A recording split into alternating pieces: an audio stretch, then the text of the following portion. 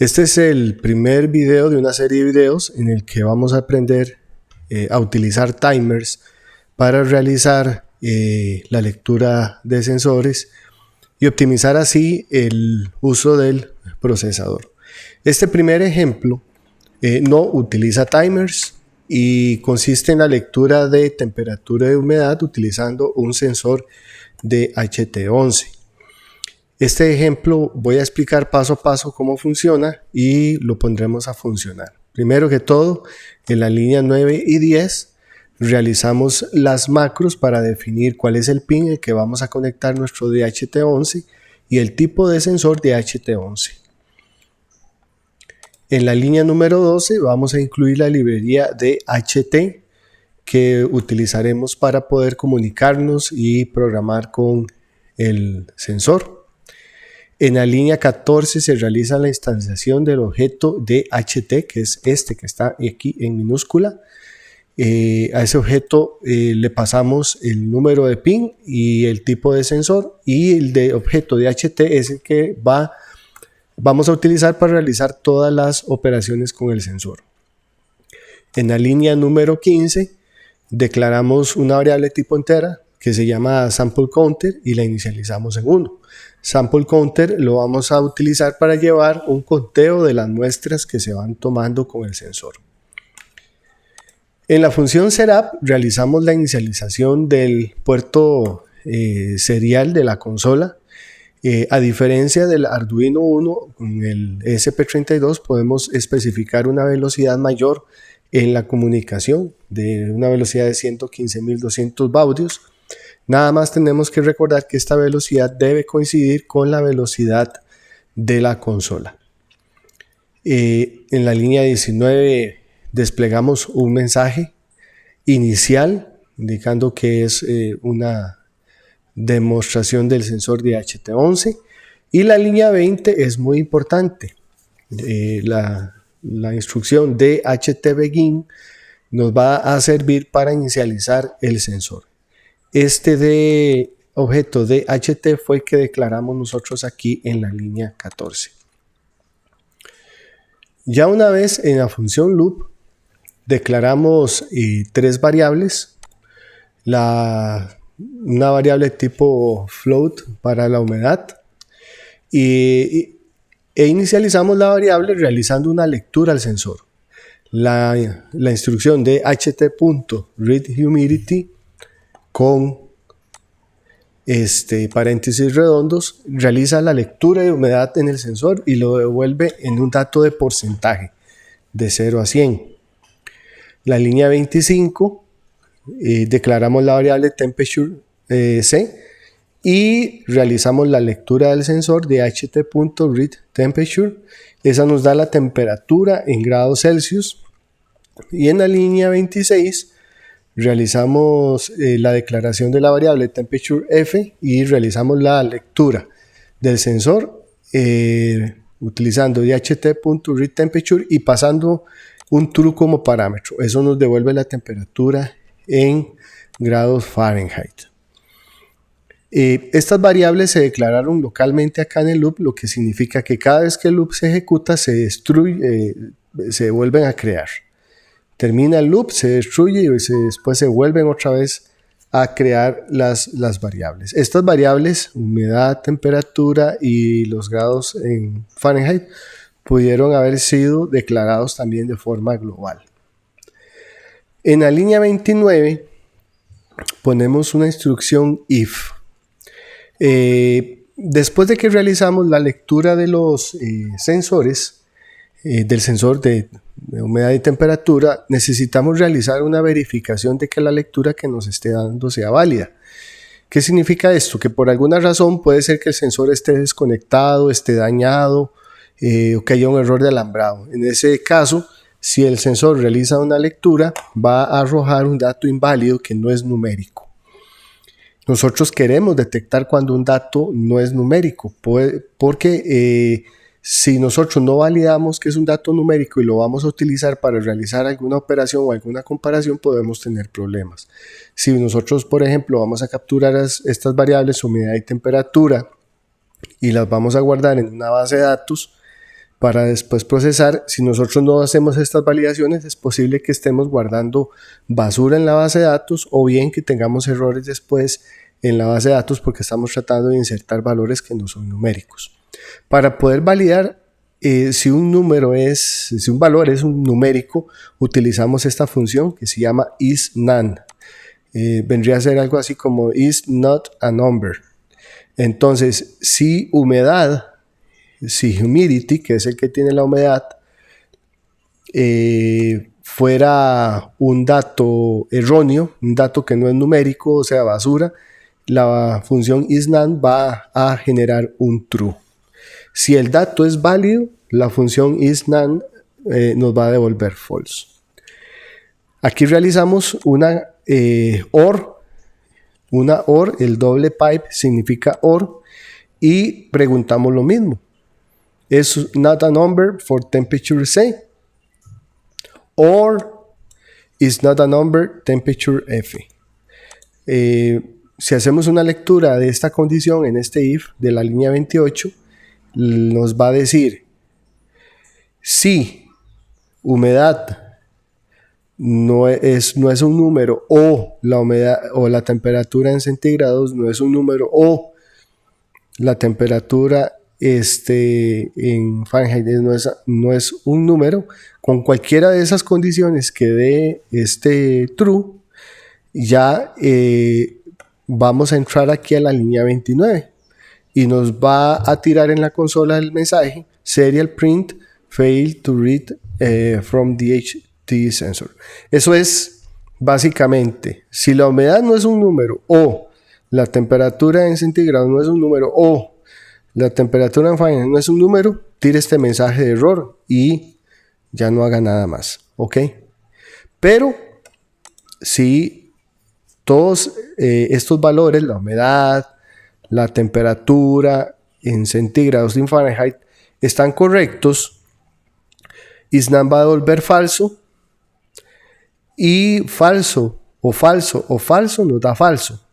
Entonces, esta instrucción sería falsa, por lo tanto sería el else.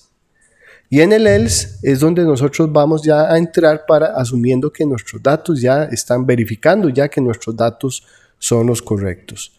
Ya entrando aquí en la línea 31, bueno, hacemos un serial print de unas rayitas, eso simplemente como para darle formato a la forma de presentar los datos, ¿verdad? De hecho, vamos a ver si nosotros corramos esto un poquito más para acá. Listo. En la línea 32 hacemos un serial.println con el mensaje sample number. Eso es para desplegar el número de muestra. Utilizamos el más y utilizamos el constructor de string. Nosotros tenemos que, por ejemplo, una variable que es de tipo entero, que no es string, tenemos que pasarla o parsearla o interpretarla como un string. Entonces, para poder interpretar sample counter, que es una variable de tipo entero como string, lo que hacemos es que se la pasamos a la clase string como un parámetro. Entonces, esta línea que está acá se va a interpretar como un string. Y en Arduino yo sí puedo hacer una concatenación de strings, que está acá, más este otro string que está acá. Entonces eso me va a asegurar desplegar el valor. En la línea 33 realizamos la misma operación con la humedad. Pueden ver aquí que hacemos un string de humidity, que es tipo float. La variable string recibe enteros, flotantes, cualquier tipo de dato numérico y lo pasa a string. En la línea 34 realizamos el despliegue de la temperatura en grados centígrados y en la 35 en grados Fahrenheit. Y finalmente hacemos un serial print ln para tirar otra serie de rollitos acá y dar el formato. Finalmente, esta instrucción sample counter lo que hace es incrementar en 1 el sample counter, que es aquí empezó en 1, cuando entró la primera vez en el loop iba en 1, aquí desplegó un 1, termina la primera lectura, la incrementa vuelve otra vez a entrar al loop, ya va a tener un valor de 2 y va a desplegar aquí un 2. Este operador más lo que hace es tomar el valor de una variable numérica e incrementarla en una unidad. Entonces, cualquier variable tipo entero, si ustedes ponen el doble operador más o de adición, lo que hace es incrementar el valor en 1. Termina el loop y vuelve otra vez a repetirse. Entonces, aquí lo que estamos haciendo es realizar una medición continua de temperatura, humedad y desplegándola. Ahora vamos a hacer la descarga del programa. Recordemos escoger nuestro board ESP32 del módulo en el caso de que estemos utilizando un ESP32 y el puerto sería, vamos a probar primero, voy a desconectar mi placa para validar cuál es el puerto que está utilizando. 7, 4 y 3, vuelvo a conectar la placa.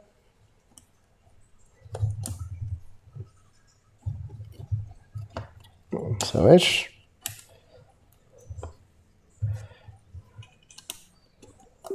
Listo. 7, 4 y 3 y sería entonces el COM6 en la placa. Realizamos la descarga.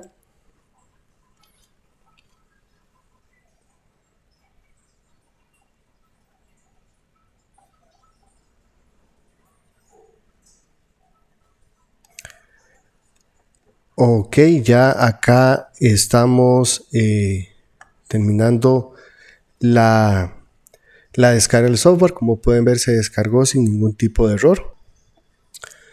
Y ahora abrimos el monitor serial.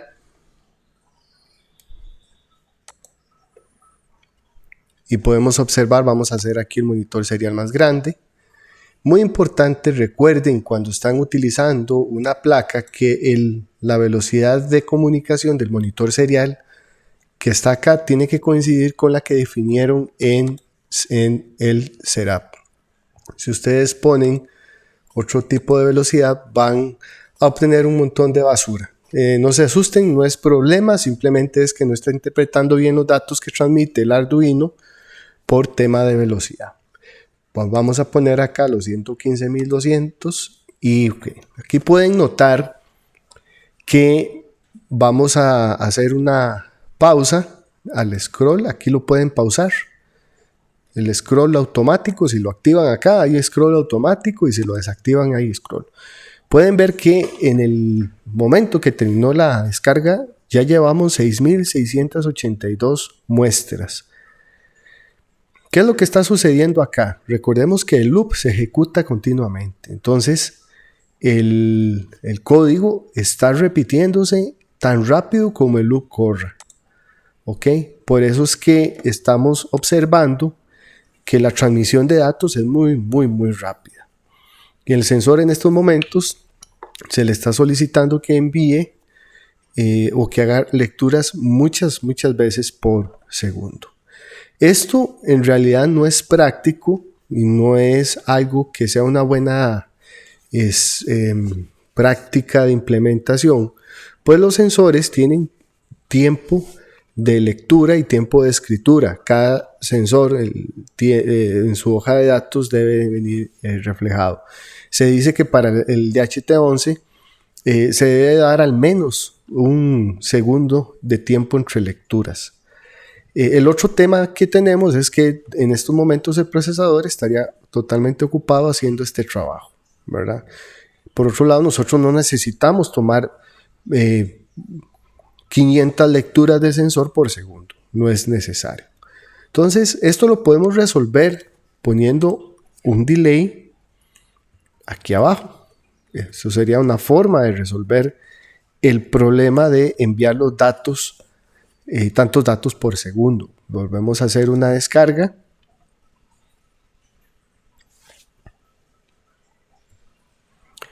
Y ahí tenemos la descarga y observen que el envío de datos ya es más pausado. Si notan acá es un dato por segundo, 12 muestra 13, muestra 14, muestra 15, muestra 17, muestra 18, 19, 20.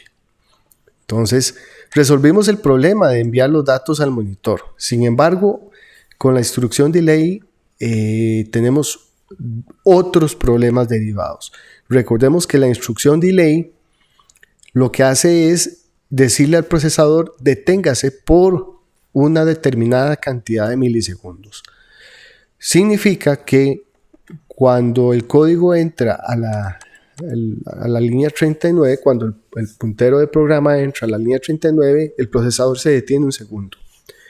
Y eso es muy perjudicial cuando hacemos aplicaciones que utilizan otras librerías. Por ejemplo, comunicación por Wi-Fi, comunicación por Bluetooth. Cuando estamos haciendo, por ejemplo, aplicaciones que requieren que se realice un censado en tiempo real, por decirles algo, un conteo de objetos a alta velocidad, nosotros no podemos detener el procesador porque hay otros procesos corriendo en el procesador que si yo lo detengo un segundo va a causar problemas y comportamientos inesperados. Entonces, el delay no es una solución viable en los proyectos de Internet de las Cosas, en los que necesitamos realizar las mediciones de varios múltiples sensores y proyectos más complejos. ¿Qué es lo que vamos a hacer? Bueno, en el siguiente video vamos a emplear o vamos a hacer el uso de timers. Los timers son estructuras de programación, llamémoslo así, que nos permiten ejecutar una función cada cierto tiempo, un tiempo definido por el programador. Y la diferencia que tiene con los delays es que los timers, el procesador se encarga de realizar la ejecución y continuar con la realización de tareas sin bloquear el procesador, y cuando se cumple el tiempo vuelve otra vez a llamar la función, pero no bloquea. Eso es lo que llamamos código no bloqueador. El delay causa bloqueos en el programa, es decir, tiempos ociosos en los que el procesador no puede hacer nada. Los delays deben evitarse a toda costa. A veces es necesario utilizar delays, pero no se recomienda usar delays que sean mayores a 5 microsegundos. 5-10 microsegundos a lo mucho. Ya más de eso puede interferir seriamente con el uso, el funcionamiento en otras librerías. Entonces, en el siguiente video ya veremos cómo resolvemos el problema de tomar la lectura de los sensores cada segundo sin